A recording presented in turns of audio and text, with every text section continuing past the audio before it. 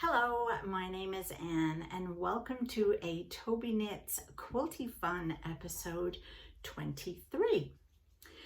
So yes, once again, I'm in a different place. If you're new to my channel, welcome. So this channel is all about my three favorite crafts. Mondays I talk about knitting, Wednesdays is cross stitch, floss tube, for those in the know, and Fridays is quilting.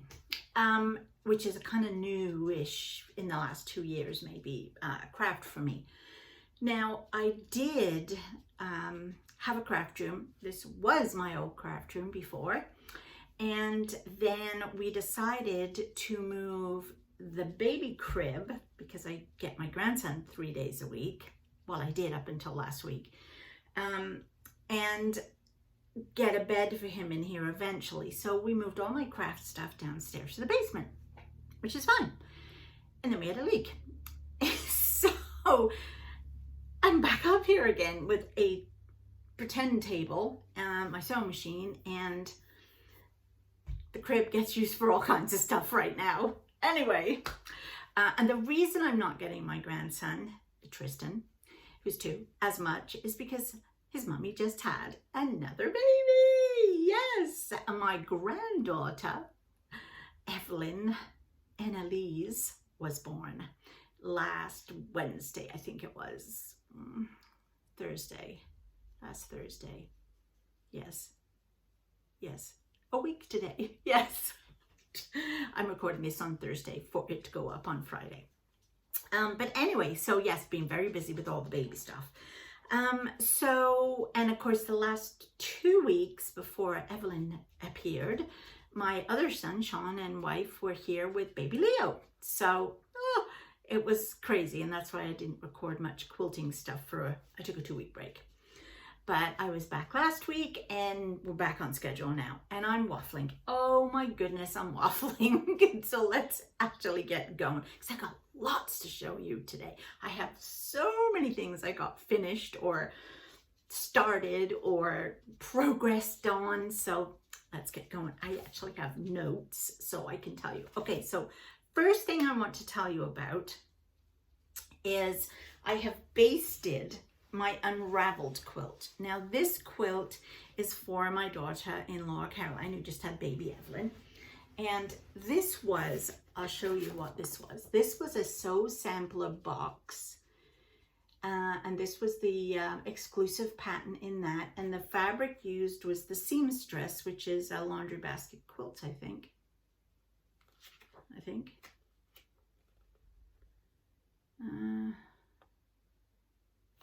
Doesn't say. Anyway, I think it was. And this is it. Now what I did was I put extra borders on it. So this whole piece here is extra compared to what it should be, because she wanted it bigger, and it is bigger. So here is the quilt. You probably can't even hear me now. And so it's all basted together. So what that means is this pieced part is put on, then you've got the batting, which is very thin these days, but warm, and then the backing. And they're all pinned together, the 3 layers, so that I can start to quilt them. Now I know this isn't really helping for you to see what it looks like, but my plan, I think, is to go in and put a stencil on each of these blocks, and then draw the stencil on, and then do the machine stitch it, all 3 pieces together. That is the plan. But in order for me, I didn't know if I could do it. That's gonna sound dumb. Of course I know I can do it, but it's such a big quilt, and I have tried to do a stencil before, and I hand stitched. That was the Bats and Booze one I did from last year, the last Halloween one. And I wasn't sure if I'd be able to do it on the machine because it's so much bigger, but I figured if I do a block at a time, then it might work. So I had to practice. So what did I do to practice? I'll show you what I did to practice. Do you remember a couple of weeks ago, I did the Spring Mini Mystery kit that came from Cotton Cuts. And so you got all 6 clues fabric pre-cut in one envelope. And then every other day they released a pattern that you would then take the pieces from that particular envelope and make up into a clue. But you didn't actually know where that clue was going to go or how it was. Then on the very last episode, because I did film it all, and you can go back and check it if you want, I'll put a link below to the playlist. And then they told us how to put the whole thing together. So this is the whole thing put together. Didn't it turn out nice? I really like it. So that's a gnome, and then tulips, I think, and then a flower basket, and then another flower.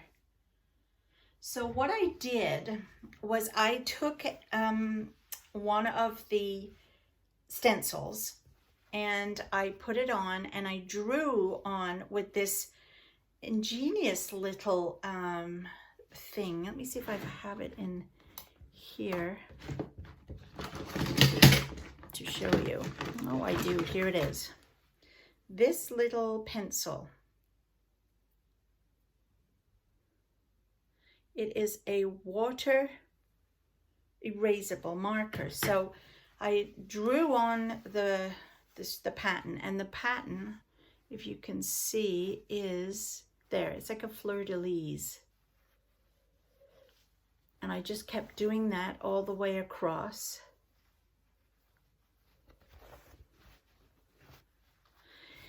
With the pen, and then I just used a regular foot. I don't even think, oh, did I put the free motion? I put the free motion foot on, and then I dropped the feed dogs and was able to do all of this quilting on it. And then what you do after that is I just took a Q-tip and a little egg cup full of water, and you just rub the lines out, and they're gone. So I loved it. So the stencil worked, so I know I can do it. I know I can do it with the free motion foot.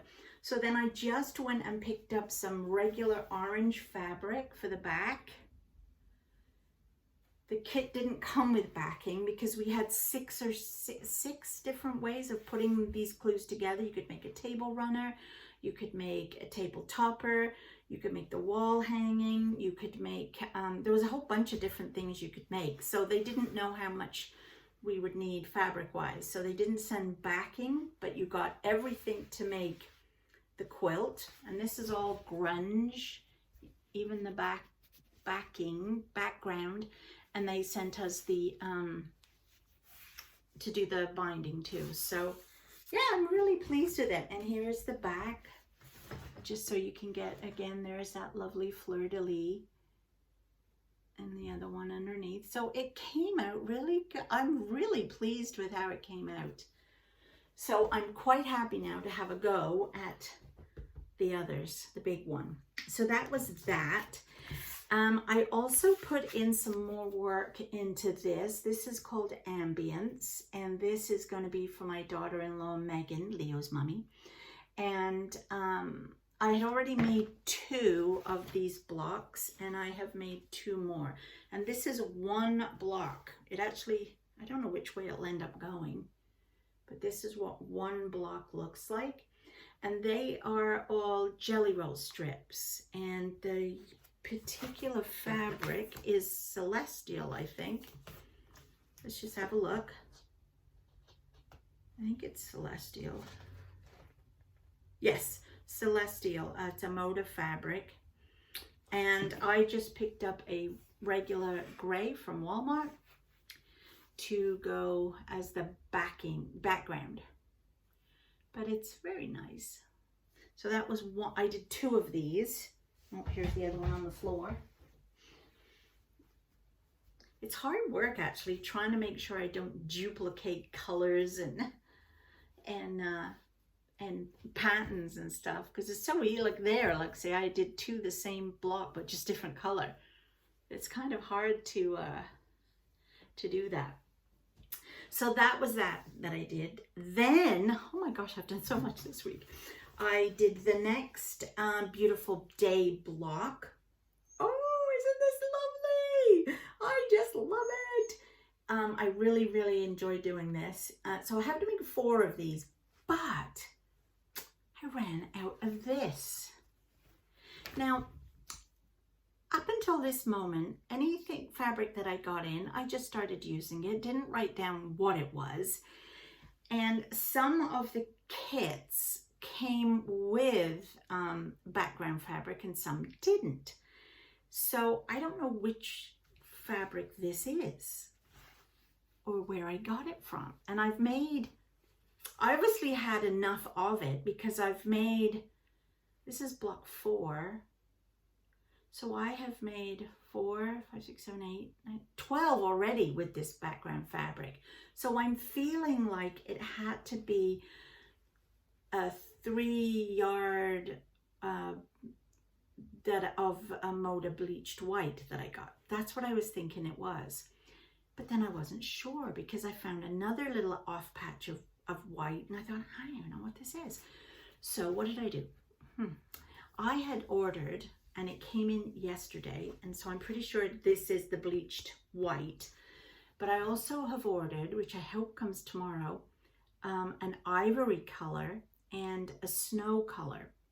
They all have different numbers, but I don't know which is which. So there's this one, just one more time to look at it. It's just gorgeous. I love it. It's like 2 squares in a square. So what I did was I found on the internet, that sounded old when I said that, didn't it? On the internet. Well, like I said, I am old, but you know what I mean. This little thing here. So what I'm going to do is I printed this off and I'm going to cut out a piece of the bleached Bella Solid that I got in yesterday. And I'm going to cut it out and put it there and then put the details. And then when the other 2 come in, I'm going to put them there as well. So I can look at that from now on and know, oh, this is what it is. And of course, write it in my quilt book so I know where I used it and what number I used. Not just put white, because believe me, there are many different whites. They're even called different things, but they all look white to me. So anyway, that is going to come in useful.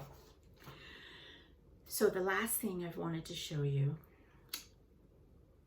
I mentioned it last week. I may have shown you some of it, but it's from this book called Seasonal Silhouettes, because I am now obsessed with applique. Yes, I know, me. Can you imagine? So this is a great book and it's got 12 appliques in, and the one I wanted to do was this one for July. And then each month going forward, I'll make another one. But this one I wanted to have ready for July. And of course, it's an American flag. So I emailed them twice to ask them, did they have anything that I could use? Because I know they have a kit that has the Canadian flag. So I thought, well, maybe they'll just send me the pattern for I bought the book, you know. I thought, you know, they're a big company. And I never heard from them. Twice I emailed them. Once from their website, and another time I sent it from my Gmail account. And then I think I even sent them a message on Facebook. Not a word, nothing. So I thought, okay, fine. Be like that then. So I went onto a group page and said, I want to make this. Does anybody have how can I get the Canada flag? So a couple of ladies said, just Google it. So I did. So look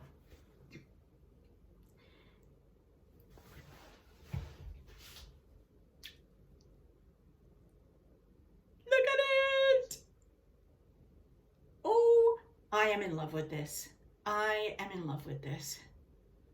Is this not the neatest thing? So here, and look at my flag. So this is adorable. I love it. So the part that I'm at now, and this fabric came in yesterday. Isn't that gorgeous? It's part of this line, which is, I think it's called Splash Batik. I don't even know how you say that word. People call it Baltic, but it doesn't look like that to me.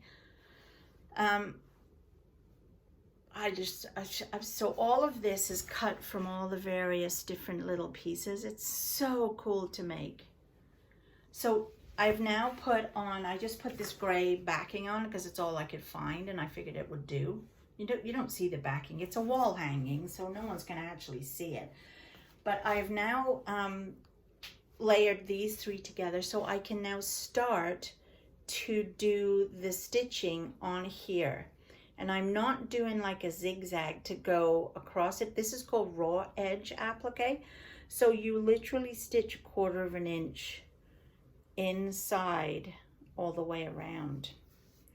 And I think you have to use different colors, I believe. So I'd have to use red for this, and then they do say you could use the white or the cream on here too, so you could see the leaves more, like the veins in the leaves, and maybe around the boot. I don't know yet. But I think this is going to be such fun to start to stitch. And I am doing it on machine with a walking foot, so that will be a lot of fun. And if you want more information on how I put this all together, I now have a blog, and I don't know how often I will write the blog. I don't know if I'll do it. This week I've done it 3 times, but it was just to get it going. I don't know if I'll just do once a week or if I'll just do it as I feel like it. But on the blog that has come out today, you will see picture form how I did it. What step I took first, what step I took second, and so on. So go check my blog out. I'll leave a link below too. And yeah, so that's all I have for you today. Hasn't this been a lot? Look at this, 17 minutes. Oh.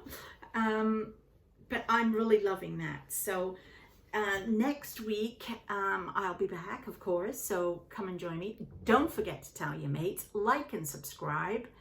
And I'll probably still be here until this basement's finished, but you know, it's nice and sunny in this room. Who cares? Yeah, so that's all I have for you today. Come back Monday for knitting, Wednesday for cross stitch, or next Friday for some more quilty fun. Okay, bye.